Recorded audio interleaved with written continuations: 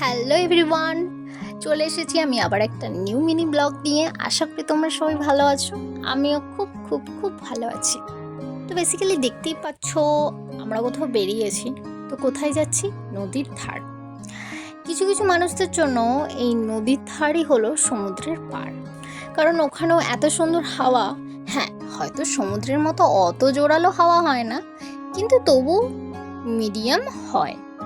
অন্তত 5 মিনিটও গিয়ে বসলে সারাদিনের এই অতিরিক্ত গরমের থেকে মুক্তি পাওয়া যায়।